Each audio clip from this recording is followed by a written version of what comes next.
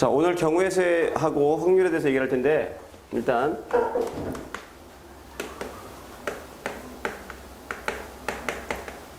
확률은 이렇게 진행이 됩니다. 처음에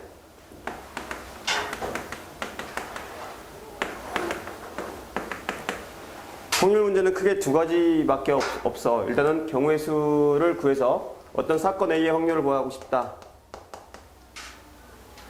그는 사건의 원소의 개수를 구하고 A 사건의 원소의 개수를 구해서 푸는 거지. 이렇게 확률을 구할 거기 때문에 여러분들 경우의 수를 구하는 게 굉장히 중요해집니다. 집합의 원소의 개수를 구하는 게 굉장히 중요해져.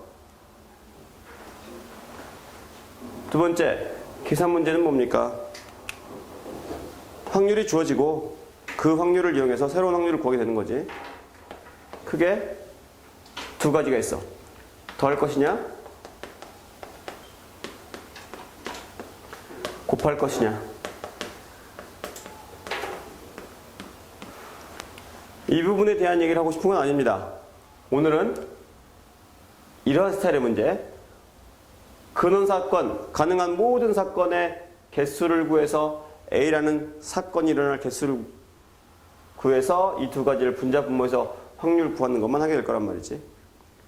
따라서 경우의 수 구하는 방법을 배우게 될 텐데, 경우의 수를 구하는 방법이 선생님은 이렇게 나눕니다. 첫 번째는 정말 경우의 수,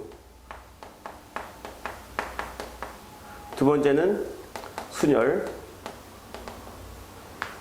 순열에는 다양한 타입의 순열 문제가 있어요. 세 번째는 조합. 여기까지만 할 거야.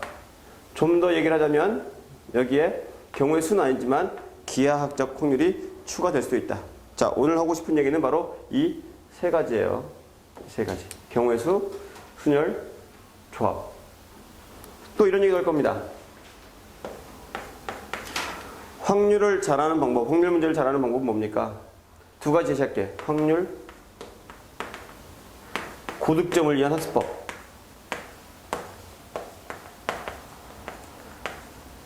첫 번째가 200가지 패턴 암기하라. 이 말은 정말 문제가 200가지가 있다는 얘기가 아니야. 중빈이 앞으로 와. 앞으로. 응. 200가지 패턴을 남겼다는 얘기는 진짜 200가지가 있다는 얘기가 아니라 그만큼 다양한, 대략 이 정도는 아마 외워야 될 것 같아요. 여러분. 200가지 정도는 외워야, 문제를 다룰 줄 알아야 확률의 고득점을 할 수가 있습니다. 굉장히 다양한 패턴이 있단 말이지. 무엇을 배열하는 방법, 뭘 사이에 끼워 넣는 방법, 이웃하게 하는 방법, 아니면 둥그렇게 돌리는 방법, 색깔 칠하는 방법 등등등.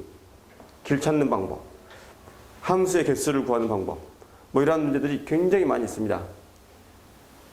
감각적으로 느끼기에 한 200가지 정도의 패턴을 암기해야지만 확률에 고득점을 할 수 있습니다. 두 번째가 뭐냐면 보십시오. 자기풀이 그리고 정답. 정답은 이렇게 생겼어. 근데 학생이 푼 풀이는 이래요. 보통의 경우 어떻게 합니까? 자기의 풀이를 버리고 정답 풀이를 이해하면 돼. 알면 돼. 하지만 이렇게 풀지 않는 이러한 학습법이 별로 도움이 되지 않는 단원이 두 가지가 있는데, 하나는 도형이고 하나는 확률이야. 그러면 어떻게 공부하는데요? 정답이 이렇게 생겼다며 뭐해? 필요 없는 부분은 제거합니다. 얘는 뭐 하는 거야? 얘는 중복했거나 아무튼 필요 없는 숫자를 센 겁니다. 빼야 돼. 얘는 뭐가 된 거지? 빠뜨린 거야. 누락. 이 부분을 해결해 줘야 돼. 자기 풀이를 보고 자기 풀이 중에 맞는 거는 맞는 접근 방법이구나. 이런 접근 방법은 틀린 게 아니구나. 이런 풀이는 괜찮구나. 이건 받아들일 건 받아들이고, 필요 없는 부분을 쓴 거, 자기가 빠뜨린 거를 반드시 봐야 돼. 도형과 확률은 자기 풀이를 돌아보는 누더기 공부를 해야 돼. 누더기 공부. 끼워 맞추고 짜집게 하고 하는 풀이 방법을 써야지, 안 그러고 자기 풀이를 버리고 해답 풀이를 이해했다고 해서 이런 풀이를 쓰질 못해요. 또 새로운 문제가 나오면 역시나 자기가 익숙한 패턴으로 또 가게 돼 있단 말이지. 어떻게 해라? 자기 풀이를 들여다봐라. 자기 풀이 중에 왜 이런 접근 방법이 안 되는지. 그러니까 어떤 식으로 질문하는 게 좋습니까? 문제를 풀고 와서 선생님, 제 풀이에 잘못된 부분이 뭐죠? 왜 이렇게 풀면 답이 안 나오죠? 이런 질문이 바람직하다는 겁니다. 무조건 해답에 있는 풀이 가지고 푸는 게 아니야. 도형과 확률은 정답에 이르는 길이 상당히 많아요. 답이 하나만 있는 게 아닙니다. 그러다 보니까 본인 생각에 수학적 근거만 있다면, 근거가 잘못되지 않았다면 정답에 이를 수 있단 말이야. 약간씩만 수정하면. 물론 더 좋은 풀이, 그렇지 않은 풀이는 있겠지. 자, 이 두 가지 명심하시고 경우의 수로 들어가 볼게. 자,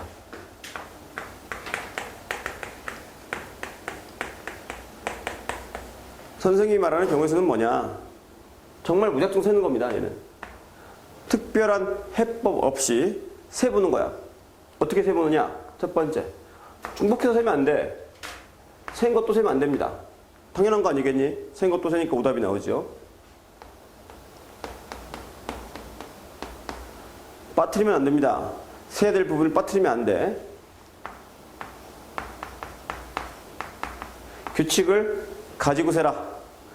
규칙을 가지고 셈으로써 누락도 빠뜨릴 수 있고, 누락도 안 시킬 수 있고, 중복도 제거할 수 있어요. 그럼 여러분, 경우의 수 푸는 규칙 여러분 뭐 알고 있을까? 흔히 이렇게 얘기하지. 사전식 배열, 아니면 수형도. 맞지? 사전식 배열은 뭐야? 영어 사전에, 그지? 사전에 단어들이 배열되듯이 가능한 모든 조합을 다 해보는 거지. 수용도는 뭡니까? 나무처럼 생긴 그림이다, 이런 얘기야. 같은 얘기입니다. 예를 들어 봅시다. 여러분 잘 아는 거요. 야, 숫자가 5개 숫자가 있어. 얘를 가지고 세 자리 정수를 만들고 싶다. 몇 개 나오겠느냐? 물론 여러분 알겠지. 물론 여러분들이 배운 사람은 5, 퍼뮤테이션 3입니다. 이렇게 얘기하겠지만, 자, 그 이전의 과정입니다. 세 자리를 만들기 위해서 만듭니다. 여기 누가 올 수도 있고, 1이 올 수도 있고요, 2가 올 수도 있고요, 3이 올 수도 있고요, 4도 올 수 있고, 5도 올 수 있겠지? 여기가 1이 왔을 때, 여기 2가 올 수도 있고요, 3이 올 수도 있고요, 4가 올 수도 있고요. 다시 얘가 2가 왔을 때 3이 올 수도 있고요, 4가 올 수도 있고요, 5가 올 수도 있고요, 3 다음에 2가 올 수도 있고요, 4가 올 수도 있고요. 이렇게 된단 말이야. 어때? 이렇게 보면 마치 나무가 가지를 펼쳐가는 느낌이란 말이야. 이걸 90도 돌려서 세우면 되겠지? 마치 나무가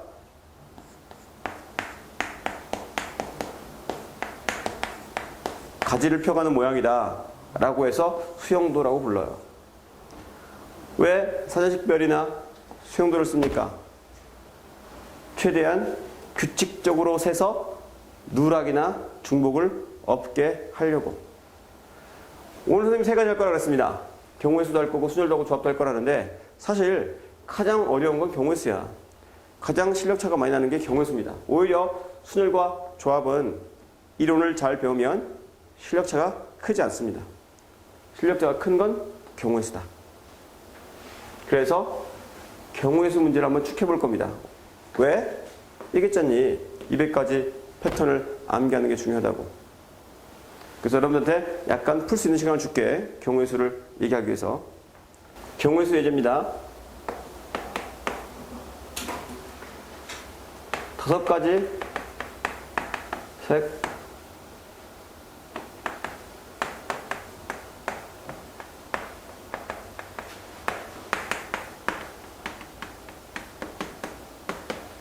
다섯 가지 색을 중복해서 사용이 가능하다.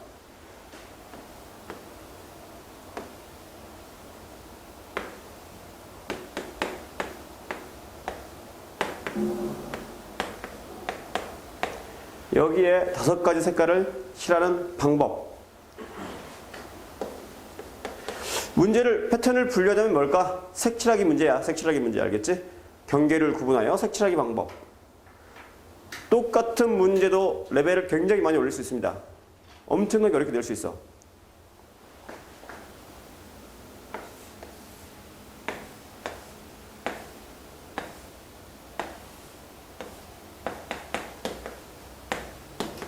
똑같아요, 여러분. 5가지 색을 중복하여 사용해서 이 도형이나 이 도형을 색칠하는 방법. 당연하지만 여러분, 경계는 구분되게 칠해라. 다시 말하면 뭡니까? 이놈과 이놈이 같은 색깔을 쓸 수가 없고, 이놈과 이놈이 같은 색깔을 쓸 수 없고, 이놈과 이놈이 무슨 말 하는지 알지? 자, 풀어보십시오. 자, 이 문제부터 답 확인해 볼게. 알겠지?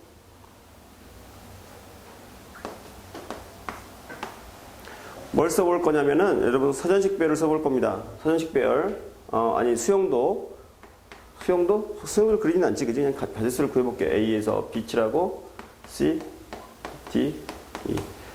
질문. A에 칠할 수 있는 색깔 몇 가지입니까? 어떤 것도 구애 안 받으니까 5가지 칠할 수 있겠죠. B는요. B는 A가 칠한 색깔만 안 칠하면 되겠네, 그지? 4가지. C는요. C는 B도 칠하면 안 되고 A도 칠하면 안 돼. 물론 D도 칠하면 안 되지만 D는 아직 안 칠해진 상태이기 때문에 A와 B만 피해서 칠하면 되니까 3가지 색깔 중에 하나를 골랐으면 되겠다. 그지? 그 다음에 D는 누굽니까? 마찬가지지. A와 C만 피하면 돼. B를 피할 필요 있어? 없어? 없단 말이야. D와 B는 같은 색깔을 쓸 수 있습니다. 여기에 3. E는요. 마찬가지지. A와 D만 안 칠하면 돼. B와 C 중에 똑같은 색깔이 있어도 아무 상관이 없습니다. 3가지가 돼. 이해했지?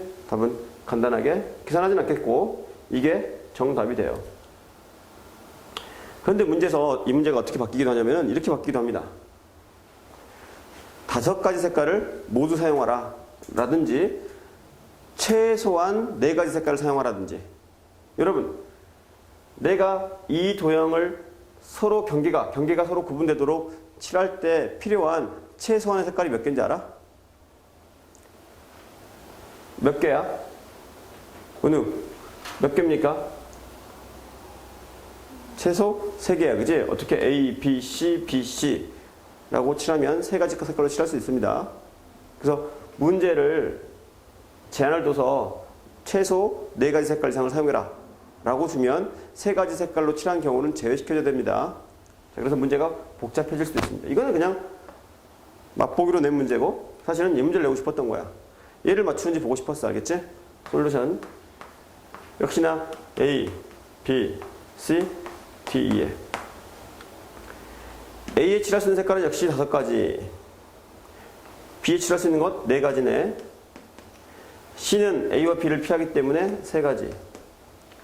D는요. A와 C를 피하기 때문에 3가지. 그런데 어디에서 문제가 됩니까? E를 칠할 때 문제가 돼요. 왜 문제가 되느냐? 보세요. A와 B와 D하고 경계를 여기랑 이웃하고 있지, 여기랑 이웃하고 있지, 여기랑 이웃하고 있어요. A, B와 A, D는 색깔이 다를 거란 말이지, 그지? 근데 문제는 뭡니까? B, D가 같을 수도 있다는 게 문제가 되는 거야. B, D가 같다면은 여기에 칠할 수 있는 색깔이 몇 가지가 되겠어? 3가지가 되겠지. B와 D가 같다면. B와 D가 다르다면 얘에 칠할 수 있는 색깔은 2가지가 돼. 이해하겠습니까? 그래서 얘를 한 방에 풀 수가 있다 없다? 한 방에 풀 수가 없어요. 숫자 1하고 쓴 게 아니라 여러분 퀘스천 마크를 쓴 거야. 물음표. 모른다. 즉 이와 같은 해법으로는 풀 수가 없게 되는 거야. 따라서 풀이를 바꿔보면 경우를 나눠볼까? 첫 번째, B와 D가 다를 때 한번 풀어보고, 두 번째, B와 D가 같을 때 한번 풀어볼까? B와 D가 다를 때는 A에 들어갈 수 있는 거 5가지, 4가지, 3가지. D에 들어갈 수 있는 게 뭐야? D에 들어간 녀석이 이 색깔 칠하면 안 되지? 이 색깔 칠하면 안 되지? 더불어 B의 색깔도 칠하면 안 돼. 이해했습니까? 여기 있는 3색깔을 모두 피해야 되기 때문에 D에 칠할 수 있는 색깔이 2가지가 되는 겁니다. 이해하겠어? 이해했지? 그럼 E는요? E는 아까 봤듯이 A와 B와 D가 모두 다른 색깔을 쓰고 있기 때문에 두 가지밖에 안 되는 거야. 준비 이해했니? 응?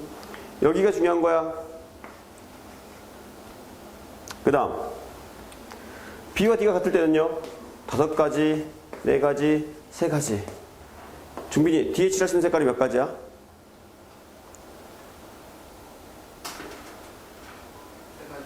세 가지. 말도 안 되는 얘기가 나오네. 3가지라는 건 도대체 어떻게 3가지가 나오지? 어떻게 3가지가 나와? 기령이 D에 칠할 수 있는 거 몇 가지야?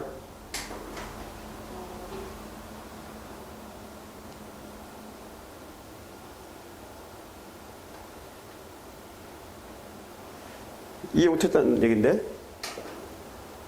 응?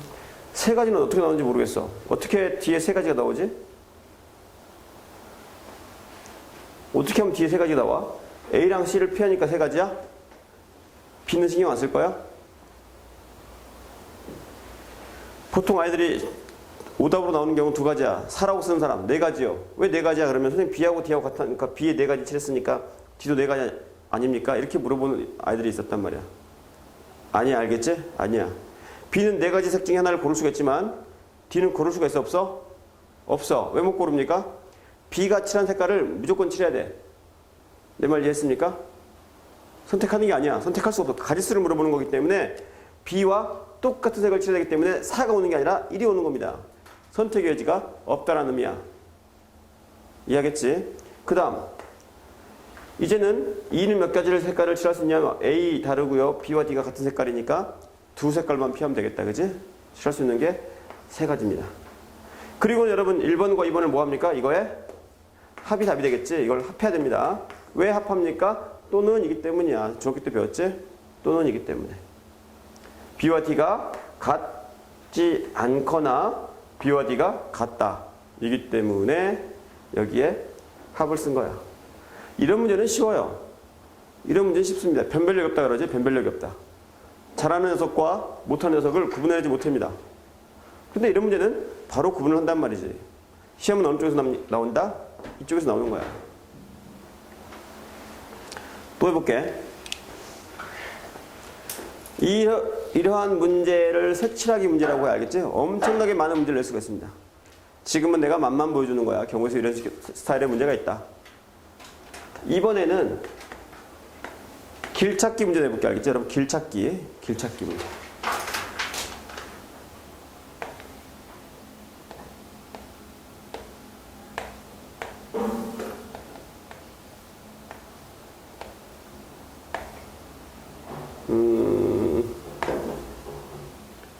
그림이 이해가 되니? 어떤 문제인지?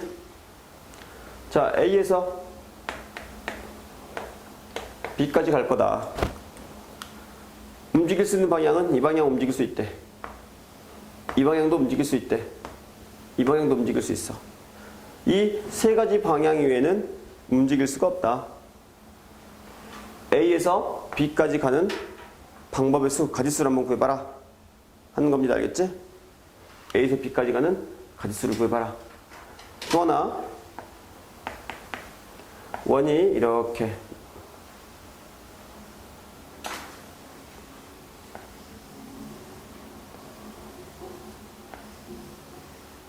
이렇게 있어요. 알겠지? A에서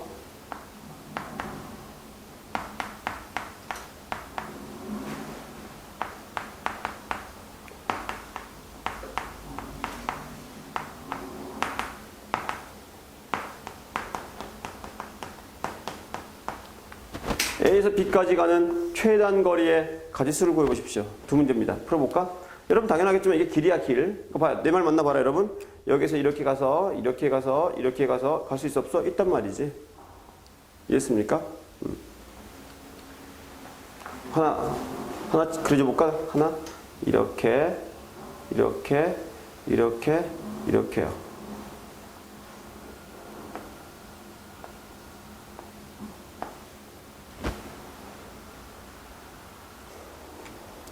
쉬운 얘기 아니라 그러잖아. 그지? 쉬운 얘기는 안 해요. 쉬운 얘기 잘 안 해. 여러분들 이건 알고 있더라. 여기서 출발해서 여기 오는 방법 몇 가지야? 여기 오는 방법 몇 가지입니까? 이렇게 오거나 이렇게 올 거 아니야, 그지? 그러니까 이거는 일단 한 가지인데 여기 오는 방법이 몇 가지인지 알아야 되겠지? 여기 오는 거 몇 가지입니까? 한 가지. 여기 오는 것도 한 가지. 여기 오는 것도 한 가지. 맞잖아. 이렇게 쭉 올 수밖에 없지 않니? 이런 거 알고 있잖아, 그지? 얘는 몇 가지겠어? 이렇게 오는 게 한 가지, 이렇게 오는 게 한 가지, 두 가지가 되는 겁니다. 알겠지? 뭘 쓰고 있는 겁니까? 합사건 쓰고 있는 거야, 그지? 여기에 오는 방법은 이 길을 통해서 오거나 이 길을 통해서 온다. 이 길을 통해서 오는 방법이 한 가지, 이 길을 통해서 오는 방법이 한 가지. 이런 해법 해봤잖니, 그지? 그럼 얘는 몇 가지겠니? 이렇게 오거나 이렇게 오거나 이렇게 와요. 1, 1, 1, 4가 되겠네. 여기 오는 거는 여기 4, 1, 1, 6이 되겠구나. 따라왔지? 그럼 여기 오는 방법은요? 이렇게 오거나 이렇게 오니까 6가지네. 여기 오는 거는 이렇게 오니까 16가지. 여기까지 오는 건 몇 가지입니까? 얘와 얘를 더해서 22가지라고 알고 있잖아. 굉장히 유명한 스타일의 문제 알겠지? 길찾기 문제. 나중에는 이거보다 더 세련된 풀이를 배우지만 지금은 이게 가장 좋은 풀이라는 거지. 아래 문제 어떻습니까? 여러분 아래 문제 봐. 그건 실제로 오늘이 수능일인데 실제 수능에 나왔던 문제야. 개수가 몇 개였어? 8개였습니다. 2개가 더 있었어. 내가 뺐습니다. 알겠지? 자, 보십시오. 이제 여러분들 체계수학에서 공부하잖아. 체계수학의 특징이 뭐냔 말이지. 체계수학은 정말 원리에 대해서 굉장히 강조해요. 원리. 접근 방법. 확장성. 여러분이 배운 내용을 확장할 수 있냔 말이야. 단순히 풀었던 문제 또 나와서 맞추는 게 아니라 안 풀어봤지만 내가 풀었던 문제를 응용해서 맞출 수 있냐 이 말이야. 본래 고개 들어봐. 여러분이 하면서 뭘 느꼈을까? 여기 통해서 갑니까 안 갑니까? 이쪽으로 가면 돼 안 돼? 안 돼. 여러분 내가 이 하나의 길이를 요 4분 원주 하나의 길이를 1이라고 놓으면 얘를 지금 여기 봐야 돼. 자, 지금 여기 봐야 돼. 내가 얘기했잖아. 여러분 고개 드는 타이밍만 봐도 이 학생이 공부를 잘하겠다 못하겠다가 보인다니까. 숙일 때와 들 때가 타이밍이 엇나가는 사람이 있단 말이지. 안 나가도록 지금은 여기를 봐야 될 때야. 준빈이 얘 몇 개 지나가는지 알아? A에서 B까지 가려면 얘를 몇 개 지나가야 돼? 최단 거리이기 때문에 3개? 3개 아니 이거 하나. 얘를 몇 개 지나가야 돼? 6개 지나가야 돼. 그지? 이거 하나 둘 셋 넷 다섯에서 만약에 이 녀석이 여기 갔다가 여기 가버리면 절대 6개 안에 여기까지 못 갑니다. 맞지? 그러니까 즉 불필요한 길을 가서는 안 된단 말이지. 세다 보니까 여러분 여기 도달하는 방법이 이렇게 가나 똑같다는 거 알겠지? 뒤를 바뀌어 안 바뀌어요. 또 여기 도달하는 방법도 마찬가지. 이렇게 오나 이렇게 오나 똑같아요. 여기 오는 것도 마찬가지입니다. 여기 오는 것도 내가 이렇게 오나 똑같다는 거지. 이해합니까? 그래서 문제가 상당히 어렵단 말이야. 근데 이걸 하다가 여러분 뭘 발견한 거 있어? 이 점에서 이 점 갈 때 말이야. 여기에서 이 점 갈 때 이렇게 가든 중요하지 않네. 그지? 선생님이 얘를 이렇게 바꿔볼까?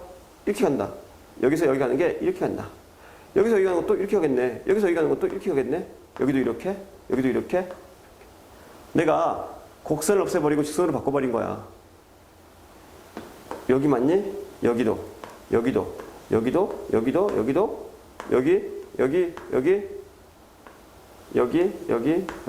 안 그러면 세야 돼요. 여러분 알겠죠? 안 그러면 셀 수밖에 없습니다. 그랬더니 상당히 익숙한 문제 돼버리지 않았어? 여러분 A에서 B 갈 때 이쪽 지나겠어? 안 지나겠어? 안 지나. 얘는 과감하게 지워버립시다. 얘 지나겠니? 안 지나겠니? 역시나 안 지납니다. 이해했습니까? 그랬더니 문제가 어떻게 압축이 됩니까? 이 문제가요. 마치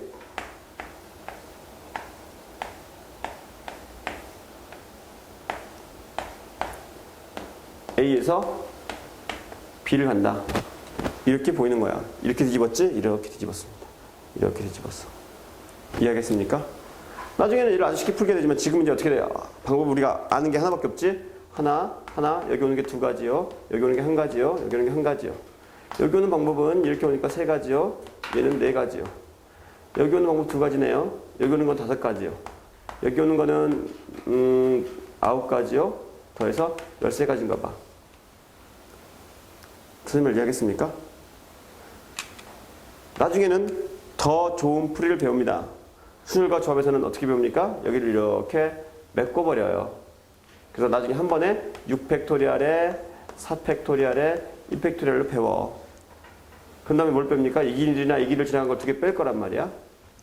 그랬더니 15개 중에 2개를 빼서 13. 맞네. 나중에 이 풀이를 오늘 배울 거란 말이야. 풀이가 여러 개 있으면 좋은 게 뭡니까? self diagnosis.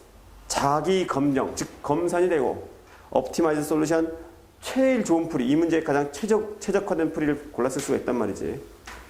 자, 이게 실제 수능에 나왔었습니다. 아마 굉장히 아이들이 당황했을 것 같아. 특히나 얘가 2개가 더 많아서 8개였기 때문에 가지수를 세다 보면 꽤 많단 말이야. 근데 분명한 거는 세다 보면 규칙이 보여요. 여기 절대 안 지나갈 거다. 여기 절대 안 지나갈 거다. 이렇게 보인다는 거지. 그 다음에 이렇게 위로 가든 아래로 가든 무슨 상관 있어? 이런 것들이 보여. 근데 꽤 어려운 문제였어요. 상당히 많이 틀렸습니다. 이게 길찾기 문제야. 이 길찾기 문제는 순열을 배우면서 훨씬 더 풀이가 세련돼질 거야. 뭐 배워라 여러분? 아 그렇구나. 이 곡선을 말이야. 이 위로 가는 곡선이나 아래로 가는 곡선이 중요하지 않다. 가지수를 세다 보니까 그냥 직선으로 가는 거랑 뭐가 다르냔 말이야. 똑같구만. 여러분은 뭐가 익숙합니까? 당연히 직선이 익숙하죠. 본인이 익숙한 꼴로 문제를 이끌어가는 게 중요하다 이 얘기. 좀 더 보여줘볼게. 알겠지? 경우수가 가장 어렵다고 내가 얘기하잖니? 내려면 수도 없이 낼 수가 있습니다. 경우수는 좀만 더 보여줘볼게.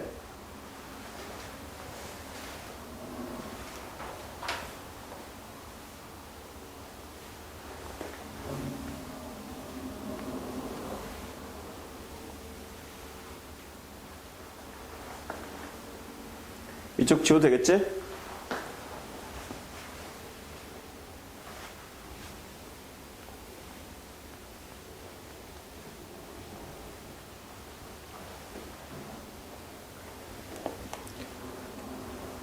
내가 지금 패턴을 보여주고 있는 거야. 알겠지? 색칠하는 패턴 보여줬지? 그 다음에는 길찾기 패턴 보여줬지? 이번에는 돈의 지불 방법이나 지불 액수에 대한 얘기를 한번 해볼까, 여러분? 10원짜리 잘 안 쓰니까 뺄까? 10원짜리 빼자. 10원짜리 쓰지도 않잖아. 10원짜리 쓰니? 100원짜리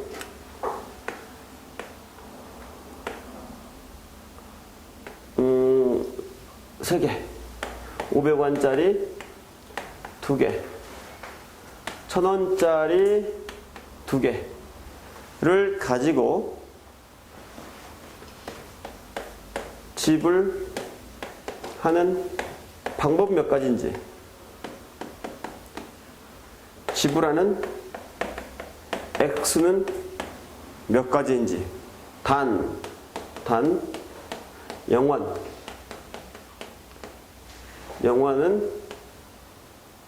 영원은 지불하는 방법, 지불하는 액수에서 제외하자. 풀어보십시오 한번. 학생들의 풀이, 지불 방법은 되게 쉽게 구한단 말이야. 지불 방법 어떻게 구하냐면 아이들이 선생님 이거 가지고 내는 방법 몇 가지인 줄 알아? 얘를 내는 방법 몇 가지야? 4가지 맞지? 왜요? 얘를 가지고 낼 수 있는 건 빵원, 100원, 200원, 300원. 몇 가지? 4가지네요. 500원을 가지고 내는 방법 마찬가지. 빵원, 500원, 1000원. 3가지네요. 1000원을 가지고 내는 방법은 빵원,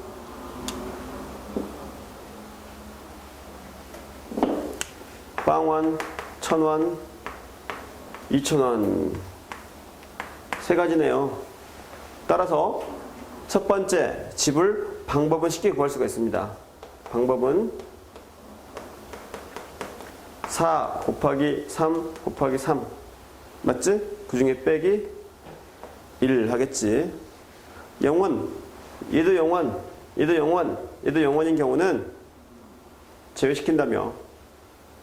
따라서 35가지가 됩니다. 질문. 기령이 지불 X는 지불 방법보다 많을까요? 적을까요? 가짓수가.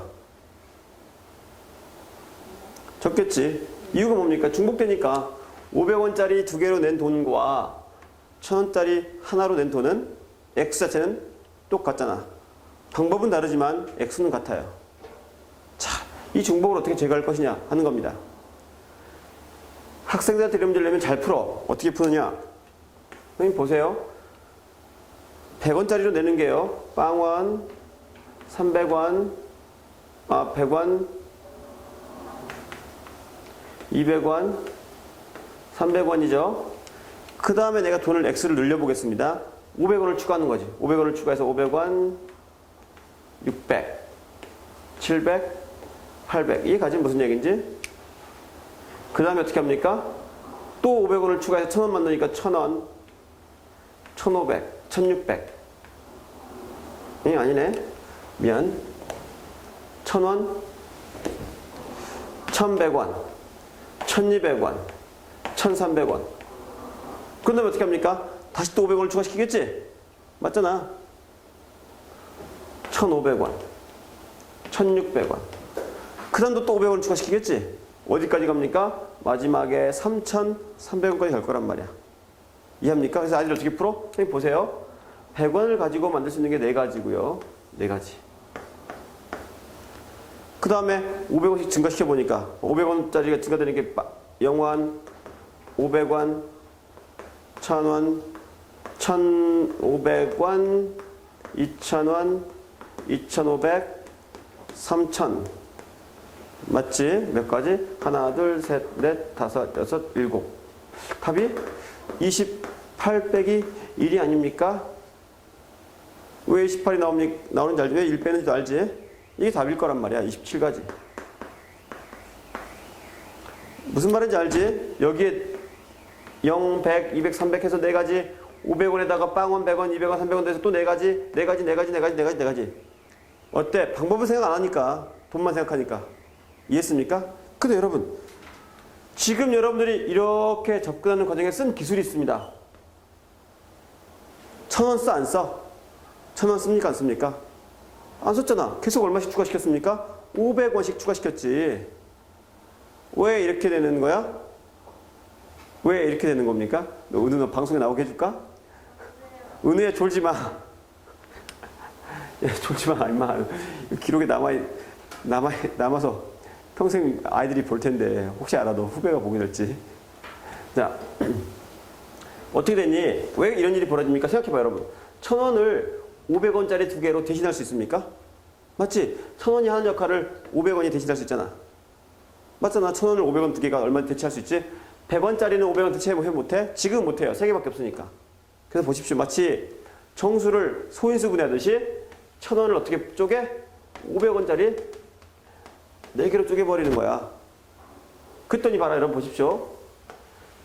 100원짜리 3개와 500원짜리 6개로 지불하는 액수가 바로 얘입니다. 이해했습니까? 근데 얘랑 다른 게 뭐예요, 여러분? 다른 게 뭡니까? 얘는 중복 있잖아. 방법의 수랑 지불 X 사이에 차이가 있단 말이야. 중복이 있었기 때문에. 근데 여기서 보십시오. 500원과 중복되는 게 하나도 없어. 500원이 하는 역할하고 1000원이 하는 역할하고 완전 분리가 됐단 말이야. 맞니? 그러면 여기서 봐. 지불 방법이랑 지불 X 사이에 차이가 있겠니 없겠니? 없을 거라는 거지. 차이가 생길 수가 없다는 거야. 왜 그래? 축복이 없지 않습니까? 얘는 지불 방법 몇 가지야? 4가지 곱하기 7가지 빼기 1 되겠지? 역시나 27가지. 얘가 지불 X이자 지불 방법이 된다는 얘기입니다. 내 말 이해할 수 있겠어? 뭐 했습니까? 나는 얘를 이렇게 비유합니다. 마치 소인수분해하듯이. 여러분들이 약수의 개수를 구하기 위해서 소인수분해한 다음에 약수의 개수를 구했던 것처럼 작은 돈으로 큰 돈을 표현할 수 있으면 큰 돈을 뭐해? 분해하라. 잔돈으로 분해하라. 그런 다음에 더 이상 중복되는 100원과 500원의 역할이 중복되지 않으면 지불 X가 곧 지불 방법이고 지불 방법이 곧 지불 X다. 물론 3가지고 풀 수 있습니다. 근데 여러분 세서 푸는 사람과 해법을 가지고 푸는 사람 사이에는 분명히 차이가 있을 거라는 거지. 뭐에 대해서 고민하는 겁니까? 왜 지불 방법과 지불 X 사이에 차이가 생기지? 500원의 역할과 1000원의 역할이 구분되지 않기 때문이야. 그러면 구분시켜주자. 어떻게 하면 돼? 하다 보니까 1000원이 의미가 없어요. 계속 500원씩 더 나갑니다. 이해했지? 그러면 이거 500원짜리 6개라고 해서 문제 될 게 뭐냐? 이렇게 접근한 거야. 이번에는 순열로 들어가 보자. 순열. 오늘은 순열과 조합까지 할 거기 때문에 그러면 순열과 조합에 대해서 먼저 한번 간단하게 비교를 한번 해볼게. 순열.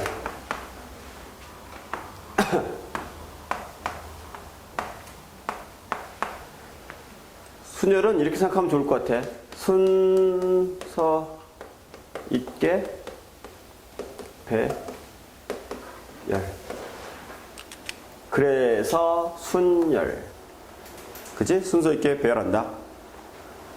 정확히 말하면 이겁니다. 정확히 말하면은 n개 중 r개를 뽑아서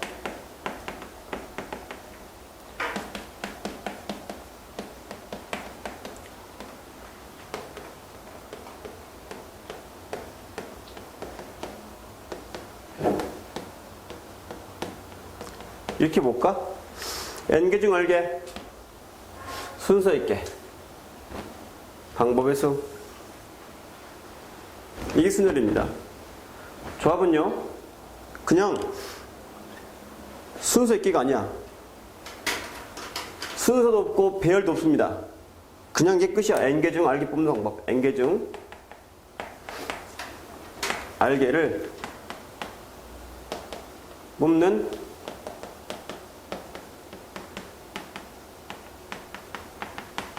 이게 끝입니다. n개 중에 r개를 뽑는 방법의 수. 쉽게 말하면 얘는 뽑을 때 순서를 생각하는 거지. 그러니까 얘는 과정도 중요합니다. 과정 위주. 물론 n개를 그냥 뽑은 다음에 배열할 수도 있지만 사실은 순서 있게 뽑는 거잖아. 뽑을 때. 맞지? 얘는 결과 위주네.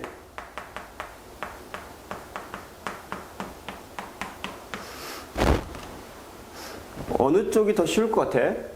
나는 이게 고민이었거든. 나는 여러분만 할 당시 이게 고민이었어. 순열과 조합 중에 어느 게 더 쉬울 것 같아? 나는 아무리 봐도 조합이 쉬울 것 같았어요.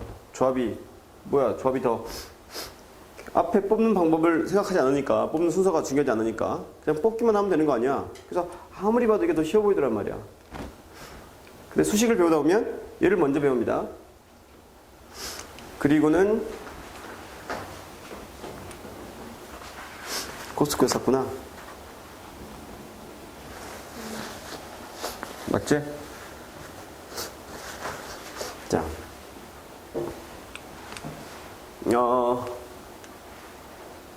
나는 이게 쉬워 보였어. 근데 수식은 뭘 먼저 배우냐면 얘를 먼저 수식으로 배우고 그 다음에 얘를 배웁니다.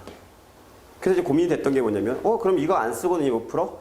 아직까지 아무튼 뭐 계속 연구하고 있진 않지만은 이걸 안 쓰고 얘를 유도하는 길은 거의 힘들더라. 내 결론이야. 얘를 안 쓰고 이 개념을 안 쓰고 얘를 풀기 너무 힘들더라.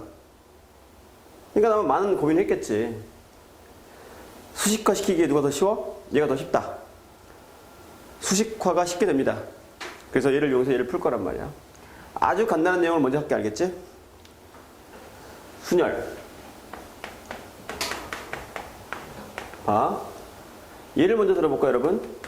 아까 했어요, 여러분. 5개 중에 5개 중 3개 뽑아서 배열해봐라.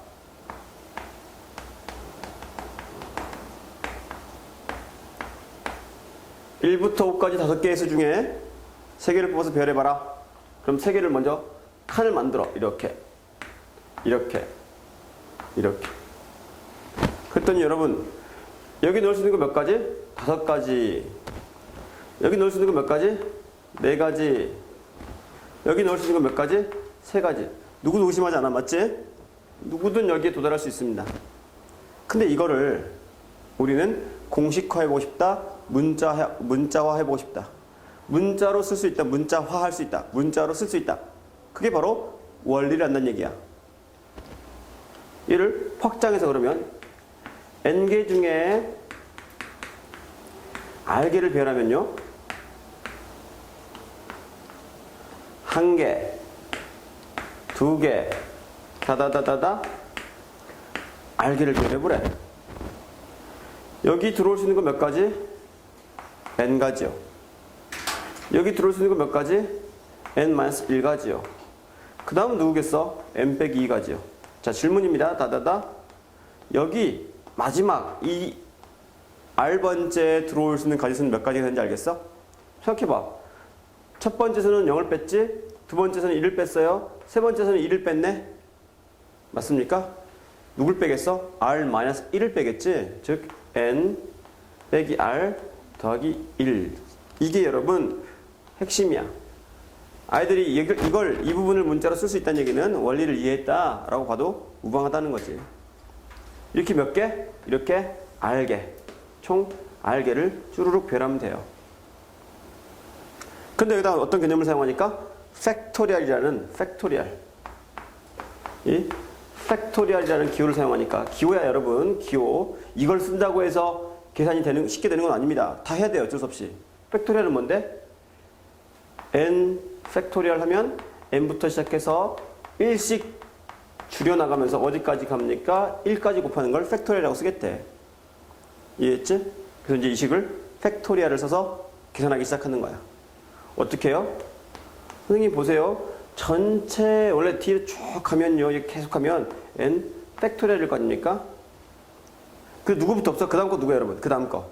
이거 rn 누굽니까? n 빼기 r. 그 다음은 누구야? n 빼기 r 빼기 1. 어디까지 갑니까? 1까지 갈 거 아니야. 맞지? 즉, 이 뒤에 있는 녀석은 n 빼기 r 팩토리얼인데 n 팩토리얼 중에 이만큼을 제외하면 얘가 나오잖아요. 다시 써볼까? 이 얘기를 다시 한번 써볼게. 보십시오. n 팩토리얼은요. n 곱하기 빼기 1 빼기 2 다다다다다 미안. 칸이 부족할 것 같으니까 다시 써볼게. 미안합니다. n 팩토리얼은 n 곱하기 둘둘둘둘 n-r 플러스 1까지. 우리가 필요한 건 이 부분이야. 내가 필요한 부분이니까 표시 한번 해볼까?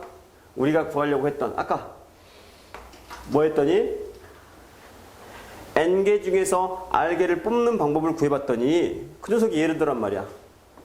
맞지? 이제 우리가 특별히 얘를 기호로 이렇게 쓸 거야. 여러분 기호입니다. 기호. n, p는 뭐냐면 permutation, 순혈이라는 말입니다. r.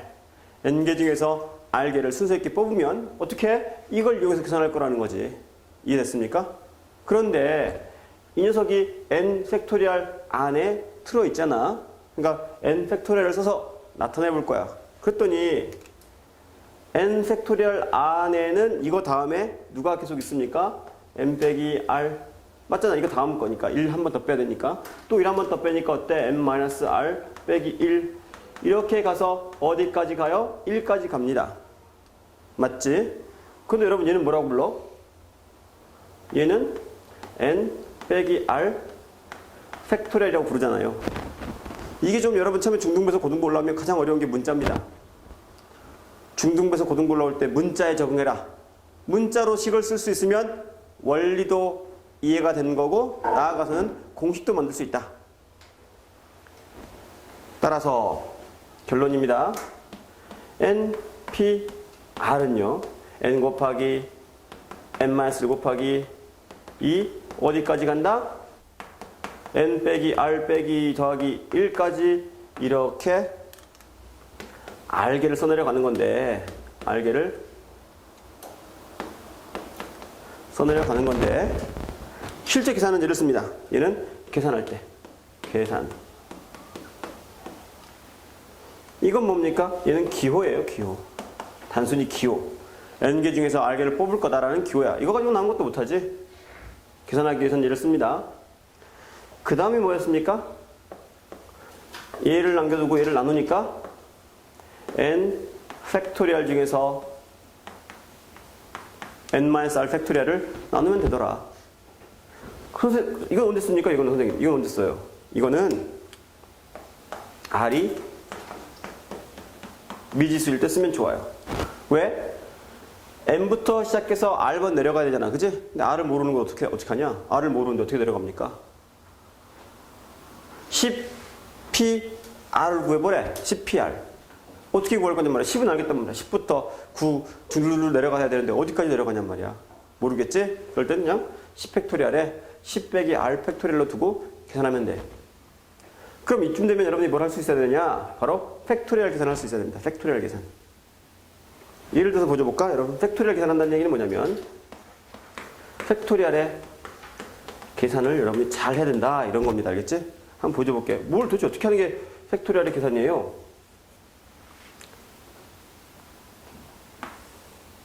n 빼기 r 팩토리얼의 r-1 팩토리얼의 n 팩토리얼 더하기 여기 n 빼기 1로 바꿀게. 빼기 1 팩토리얼 n-r-1 팩토리얼의 r 팩토리얼의 n 빼기 1 팩토리얼을 한번 정리해봐라.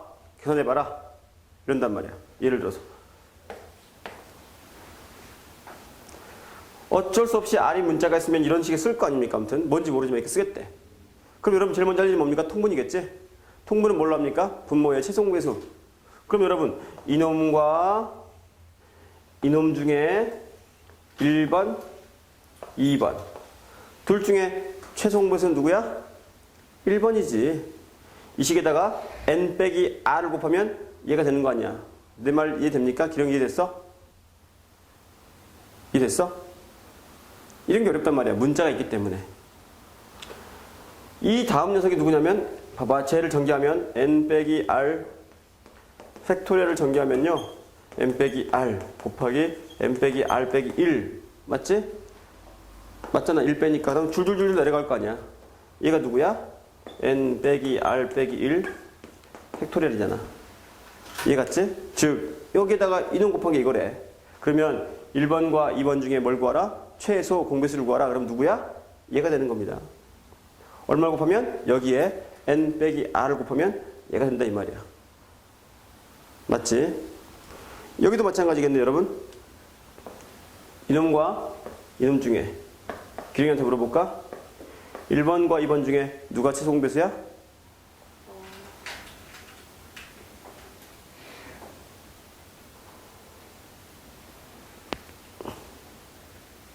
2번 맞지? 여기에다 r 곱하면 얘가 되는 거잖아. 맞지? 그래서 이 녀석을 통분하기 위해서 여기는 얼마 곱합니까? 분자분모에 r을 곱해요. 맞지? 얘는요 통분하기 위해서 얼마 곱하겠니? 분자분모에 n-r을 곱해요.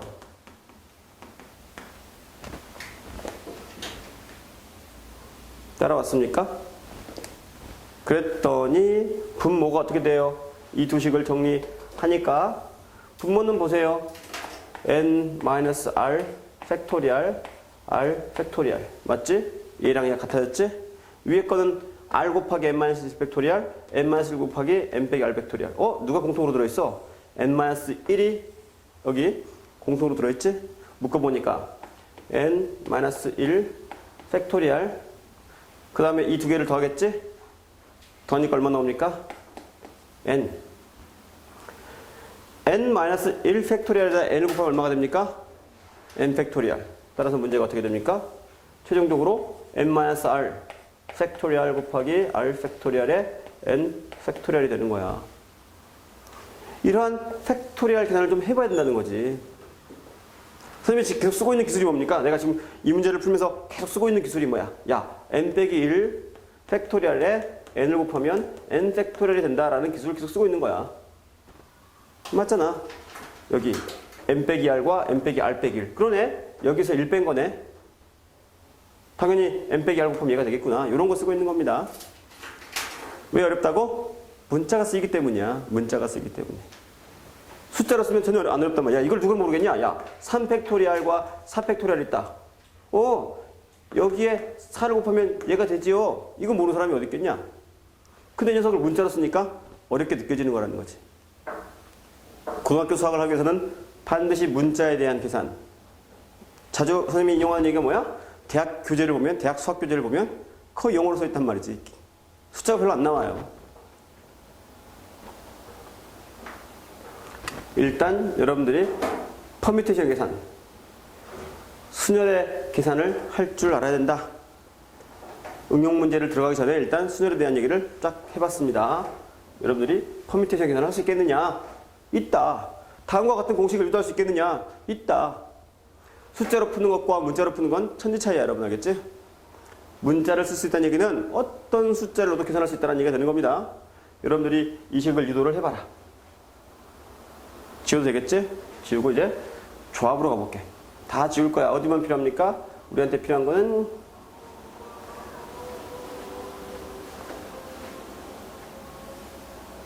여기까지만 필요합니다. 이제 조합 얘기를 해볼게. 조합. 그래서 이번에 시험을 보는 기말고사 범위는 여기까지밖에 안 나와. 알겠지? 다른 응용 문제가 나오는 게 아닌데. 그런데 안심하지 말란 말이야. 너희도 그랬잖아. 맞지? 그 정말 중빈인의 시험 같은 경우는 거의 고등학교 수학이었거든. 중학교 과정에서 다 풀 수 있습니다. 아까 얘기했잖아. 순열과 조합을 몰라도 경우의 수만 알면 다 풀 수 있는 문제는 맞아요. 근데 순열 조합을 알면 훨씬 빨리 풀 수 있는 거지. 마찬가지로 이번에 나오는 시험도 선행 과정이 나올 수 있단 말이야. 확률 통계 부분에 확률이 나올 수 있다 이 말입니다. 그래서 좀 더 진행을 시킬 텐데 지금은 조합까지만 가보자. 그러면 조합은 뭐예요? 아까 얘기했듯이 N개 중에 R개를 뽑는 건데 N개 중에 R개를 뽑는 건데 순서 없게 뽑는 겁니다. 즉 뭐만 봐? 뽑은 결과만 보겠대. 이해했지? 배열에 안 해? 안 하겠다는 거야. 나는 그게 고민이 너무 많이 됐어. 왜 자꾸 순열을 써야 되냐 말이야. 순열을 안 쓰고 풀 수는 없을까? 아무튼 나는 못 찾았습니다. 알겠지? 순열을 안 쓰고 조합의 값을 찾는 걸 못 발견했단 말이야. 여러분이 찾으면 아마 수학 교과 과정이 바뀔지도 몰라. 순열을 안 쓰고 조합을 먼저 쓸 수 있다. 조합의 공식을 유도할 수 있다. 그러면은 뭐 조합을 먼저 배울 수도 있겠지. 아, 전화가 자꾸 오는구나.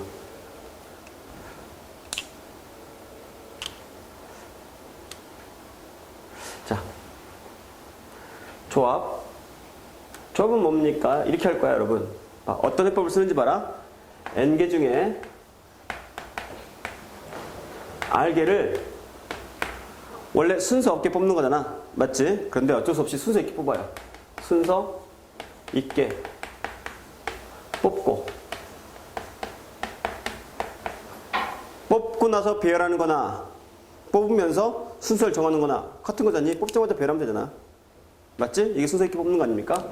뽑고 순서 또는 선생님이 중복이라고 부를 텐데 중복을 제거한다.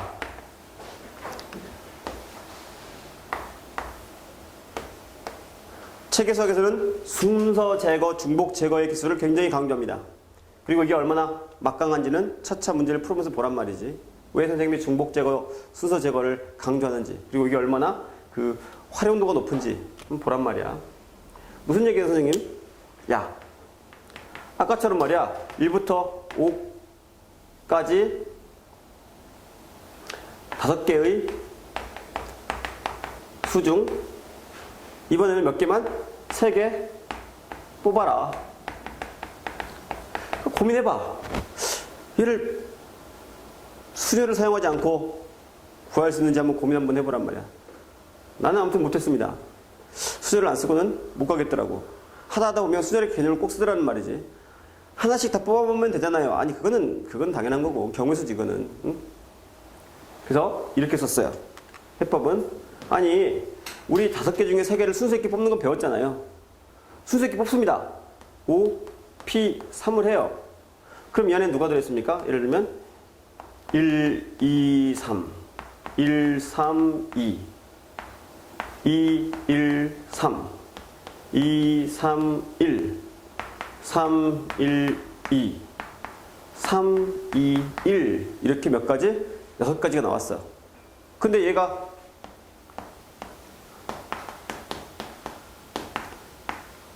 조합에서는 누구야? 그냥 1, 2, 3이야. 왜? 배열하지 않을 거기 때문에. 맞습니까? 순열에서는 몇 개라고 썼습니까? 순열에서는 6개라고 썼어요. 이 6개가 어떻게 나온 거니? 1, 2, 3을 뽑아서 막 배열한 거지. 즉 3팩토리알 거기서 나온 거지. 얘가 3팩토리알 개 였단 말이야. 그런데 얘가 몇 개가 돼버려? 여기서는 꼴랑 한 개가 돼버려. 이해했습니까? 그래서 어떻게 하냐면 항상 그럴 거 아니야 여러분. 1, 2, 4가 뽑혔을 때도 마찬가지 아닙니까? 1, 2, 4가 뽑혔을 때도 1, 4, 2, 2, 1, 4, 2, 4, 1, 4, 1, 2, 4, 2, 1 할 거 아닙니까? 맞지? 항상 그럴 거 아닙니까? 그래서 어떻게? 이 녀석을 봐. 내가 이렇게 써요. 순서 제거 또는 중복 제거 같은 말이야. 세 개가 자리를 바꾸는 거 무시해라. 세 개가 자리 바꾸는 거 무시해라. 3 팩토리얼에 5p3이라고 써라. 이게 누구래? 결론적으로 5개 중에 컨비네이션입니다. 순서 없게 3개 뽑는 방법과 같다라는 거지. 즉 무슨 얘기입니까? 순서 있게 뽑아서 순서를 제거해버려라. 지들끼리 알개를 뽑았을 때 알개끼리 막 자리 바꾸는 거 무시해라. 이 말이 되는 겁니다. 지들끼리 자리 바꾸고 6가지로 인정하지 않겠다. 한 가지로만 쓰겠다. 가 되는 거예요. 그랬더니 좋아. N, C, R은 어떻게 됩니까? N개 중에 R개를 순서 있게 뽑아. 순서 있게 뽑아. 그런 다음에 뭐로 나눈다? R 팩토리얼로 나눠요. 선생님이 얘를 뭐로 부르겠다? R끼리 자리 바꾼 순서, 중복. 왜냐면 이거 중복하는 거로 보는 거야. 이것도 1, 2, 3이고, 이것도 1, 2, 3이고, 이것도 1, 2, 3이고, 이것도 1, 2, 3이고, 이것도 1, 2, 3이고, 이것도 1, 2, 3입니다. 모두 1, 2, 3입니다. 1, 2, 3을 6번이나 셌습니다. 중복 제거, 순서 제거라고 부를 거라는 거지. 순서 제거 또는 중복 제거라고 부를 거야. 이게 얼마나 막강한지 여러분 앞으로 순열의 문제를 7가지 배울 텐데 그 7가지에서 얘가 얼마나 중요한 역할을 하는지 보란 말이야. 그랬더니 어떻게 됩니까? NPR이 원래 뭐였어? N 곱하기 N-1 곱하기 어디까지 갔었죠? N 빼기 R 더하기 1까지 간다며 몇 개? R개. 또는 어떻게 해서 썼습니까?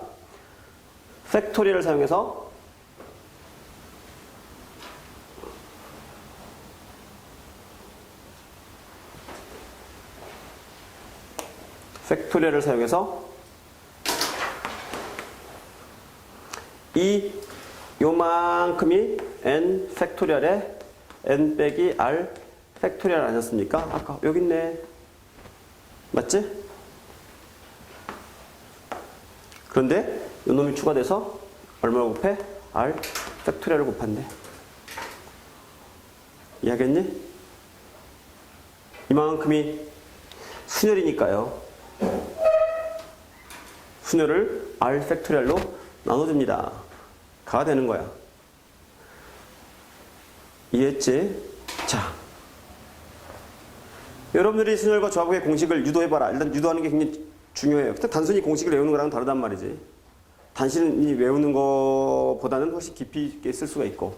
두 번째, 공식을 그냥 외워서는 잘 안 외워져요. 뭐 해봐야 돼? 문제를 풀어봐야지. 지금부터 문제를 몇 개 풀어볼까?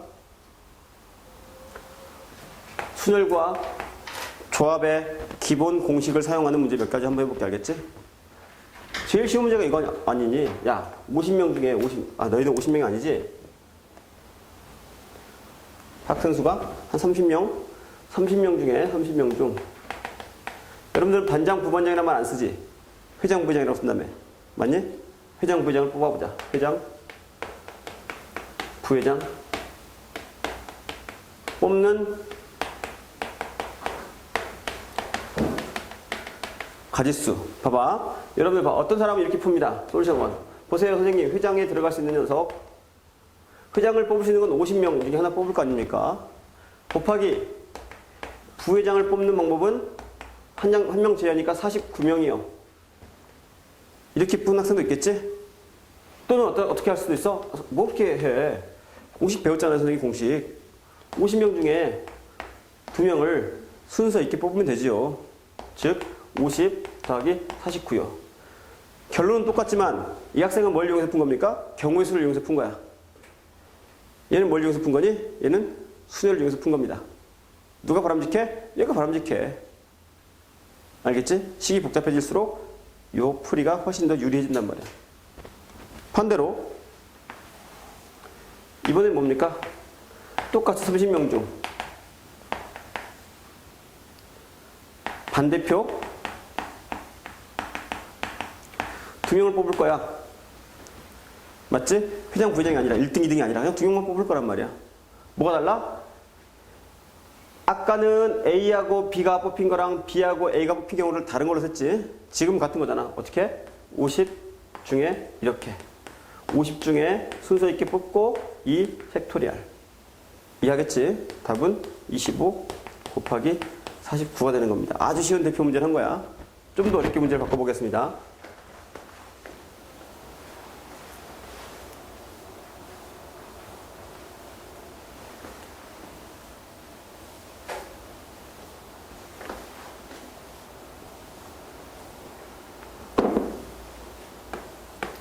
이번에는 고등학생 3명과 고딩 3명과 중등 4명으로 바꿀까? 4명과 중등 5명으로 바꾸자.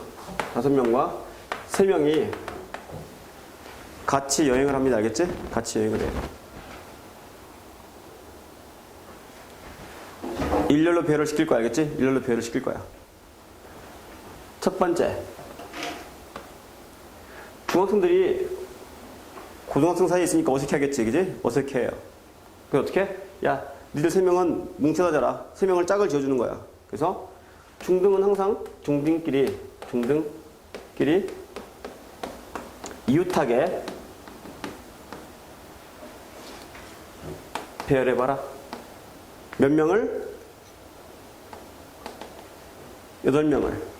됐습니까? 근데 중학생은 뭉쳐서 잔다며. 그러니까 어떻게 됩니까? 이렇게 되겠지. 봐라. 중등 3명이 띠용 중등.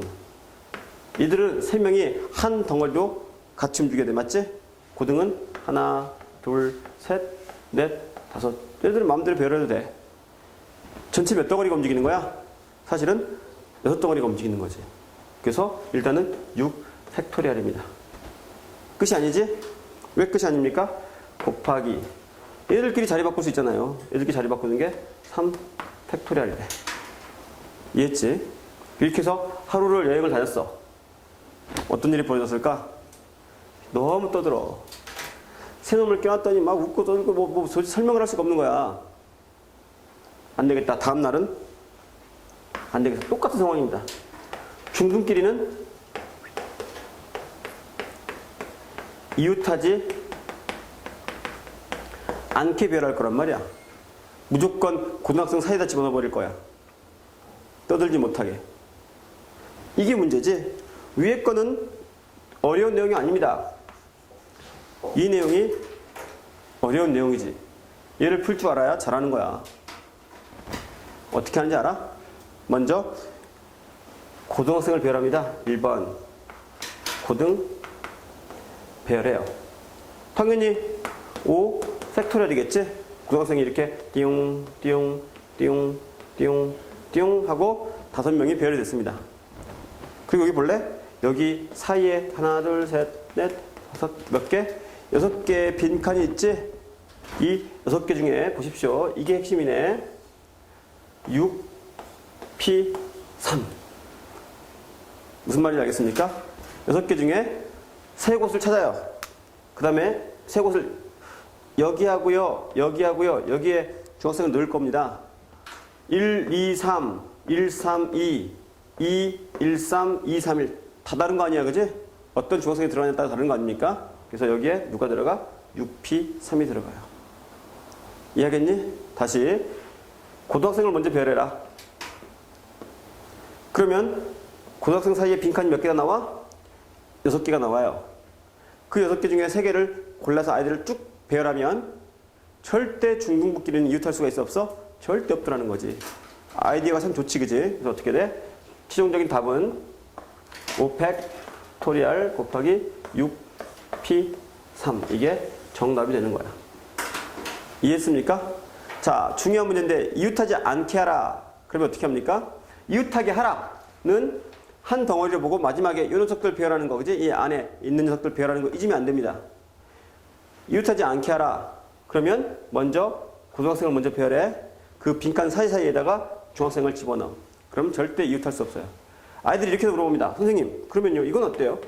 아니 중학생을 먼저 배열해요. 중등부를 띵띵 3명 배열한 다음에 지금은 그렇게 생각하지만 애들이 고등학생이 4명이었다 그러면 아니 고등학생이 4명이었다 그러면 선생님 여기 4칸 있잖아요.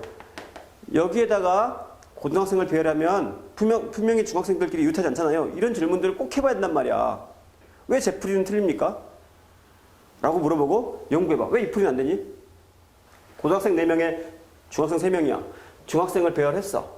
그런 다음에 이 4개 중에 봐. 중학생을 배열한다. 3팩토리알. 4개의 빈칸이 있으니까 4, P, 4. 고등학생을 4개 뽑아서 배열한다. 왜 이건 안 돼요, 선생님? 숫자를 봐라, 여러분. 숫자가 크겠니, 작겠니? 얘가 훨씬 작아요. 그럼 뭐가 있다는 얘기니? 누락이 있겠다는 얘기, 누락이. 얘가 이웃하지 말아라는 조건은 맞아요. 그런데 이거 말고도 가지수가 더 있다는 거지. 어떤 식으로? 어떤 식으로 있겠어? 틀린 거. 이것 말고 이걸로 못하는 부분. 이게 답이 안 되는 이유 설명할 수 있는 사람. 중학생끼리?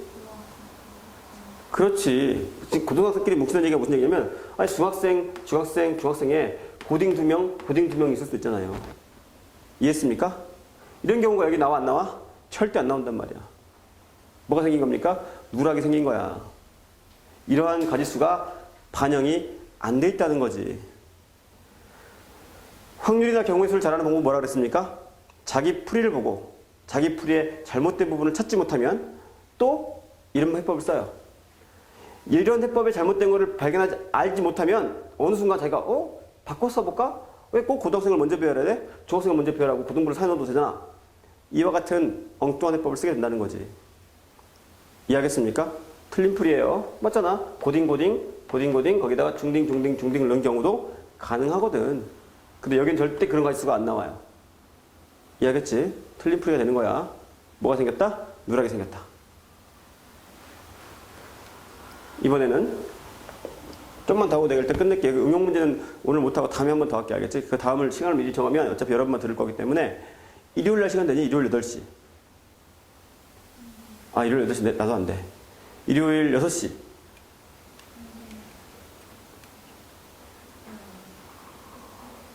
그러면은 토요일 1시. 자, 토요일 1시 빨리 얘기해봐. 토요일 1시. 토요일 1시 안 되는 사람. 다 되네. 토요일 1시. 이번 토요일 1시 알겠지? 1시에 그 뒤에 배우는 거 엄청 어려워 알겠지? 2시간. 3시까지. 저 안 돼요. 왜? 학원에 3시 있어요. 그럼 일찍 보내줄게. 다 안 들어도 되니까. 뒷부분 좀 어려워가지고 다 안 들어도 되니까. 중복 조합까지 할 텐데 중복 조합 같은 건 아직 몰라도 되거든. 알겠지? 그러니까는 들을 수 있으면 최대한 듣고 일찍 가되면 30분 일찍 나가. 응. 지워도 되겠지? 지워도 되겠지? 선생님 말 명심해. 내가 지금 뭘 보여주고 있는 거야, 여러분? 문제의 다양한 패턴을 보여주고 있는 겁니다. 이런 패턴이 돌고 돈다는 거지. 알겠지? 200가지 패턴을 암기한다는 생각으로 접근해야지 원리 하나 가지고 다 풀어야 되지 이게 잘 안 되는 부분입니다. 이번에는 조합 얘기를 한번 해봅시다. 어떻게 해볼까? 여러분들 뭘 좋아하니? 남자 여자 얘기 나오면 좋아하잖아. 아니야? 남자 4명과 여학생 3명이 미팅을 갔어요. 미팅을 가서 어디로 가야 되냐? 어디 가냐 니들은? 월드 가야 월드에 갔어요. 데이트의 필수 전략. 이러한 데이트에서는 어느 쪽이 유리해? 남자가 유리해? 과잉 경쟁이 일어나지. 여학생이 유리하지 않겠니? 그래서 여러분 대학 가서 미팅할 때 유령이야. 어떻게 해? 여러분이 남자면 여학생들한테 너희들 몇 명 나갈지 먼저 정합니다. 4명 나갈 것 같지? 그럼 여학생한테 6대6이나 5대5를 제안합니다. 6대6이나 5대5를 제안해. 너희들 몇 명밖에 안 나갈 건데? 4명 나갈 거야. 근데 여학생들한테 야 6대6 미팅 하자. 아니면 5대5 미팅을 하자. 이렇게 하란 말이야. 대학 가서. 알겠지? 여자가 5명이 와야 그리고 뭐라고 얘기해? 한 명이 취소됐다. 빵꾸냈다. 어떡하니? 미안해서. 알겠지? 과잉 경쟁이 일어나요. 무슨 말인지 알겠어? 만약에 여학생이면 자기들이 3명 나갈 거면 5대5 미팅을 얘기하란 말이야. 그리고 3명만 나가. 과잉 경쟁을 유발합니다. 알겠지? 근데 이제 여우 같은 것들은 한 5명 하면 3명만 나올 수도 몰라. 5명 하자 그랬는데 3명 나와가지고. 자, 어쨌든 미팅의 유령이다. 자, 이렇게 롯데월드를 갔어요. 신나게 놀다가 노는 사이에 누구? 남자 1번과 뭐야, 짝이야? 여자 1번이 마음이 맞은 거야. 얘들 뭐 주고받는 몸짓이 예사롭잖아요. 둘이 좋아하는 것 같아. 이미 눈 맞았어. 마지막으로 이제 뭘 탑니까? 푸른라이드를 타겠단 말이야. 푸른라이드 알아? 타봤니? 이렇게 생긴 거 있잖아. 물 뻥뻥뻥뻥 타고 다가 슉 떨어지는 거 있지? 여기에 몇 명씩 타? 사람이? 한 놈, 두 놈 이렇게 타잖니? 4명이 타지 않습니까? 롯데를 타면서 너무너무 어지러워. 이제 어떻게 해? 자, 마지막으로 딱 이거 한 번만 타고 가자. 이제 막 이제 어지럽대. 그랬더니 남자 1번은 나 무조건 탈래. 여자 1번도 무조건 탈래 이러는 거야. 그치? 그럼 이제 어떻게 해? 5명 중에 나머지 5명 중에 2명을 뽑아가지고 니들 4명이서 앉아서 순서대로 앉아서 타고 와라 할 거란 말이야. 됐지? 상황은 이해가 됩니까? 자, 이 상황에서 남자 1번과 여자 1번은 무조건 타겠대. 선택할 수가 없어요. 알겠지? 타겠대. 대신에 얘네들은 어디 배열할지 몰라 아직. 그러면 5명 중에 2명을 뽑아서 여기에 4명을 순서 있게 배열할 거란 말이야. 내 말 이해갔지? 자, 이 문제는 여러분 순열 문제입니까? 조합 문제입니까? 조합. 오, 눈치 빠른데 보통은 순열이라고 하는데 조합 문제야. 조합 문제. 알겠지? 왜 그러냐면 뽑자마자 순서를 주면 돼? 안 돼? 뽑을 때 순서를 주는 게 순열이야. 맞지? 뽑을 때 순서를 안 주는 게 조합입니다. 지금 같은 경우는 어떻게 됩니까? 5명 중에 일단 몇 명을 뽑아요? 2명을 뽑아요. 순서를 줘, 안 줘? 아직은 안 줘. 이해했니? 그런 다음에 배열은 몇 명을 배열합니까? 2명을 배열하는 게 아니야. 2명을 배열했다면 수열이었겠지? 아까 뽑아놓은 2명과 같이 배열하니까 이렇게 4명을 배열하는 겁니다. 뭐해? 2명 뽑고 5명 중 2명 뽑고 그러니까 순서 주면 안 되지. 얘는 뭐 하는 거야? 4명을 배열해라. 이해했지? 결론적으로는 순서를 배열하는 문제지만 뽑을 때는 순서가 없기 때문에 순열보다는 조합 문제라는 거지. 이해하겠습니까? 이렇게 돼요. 조합은 문제가 어려운 게 많지 않아. 조합은 문제가 그렇게 어렵지 않습니다. 아무튼 여기까지 여러분 할게. 다음 토요일에는 무조건 다 응용 문제입니다. 순열도 7가지 패턴, 조합도 아직 안 했는데 분할 분배 문제가 있습니다. 분할 분배 문제, 중복 조합까지 나갈 거야. 자, 여기까지 하겠습니다.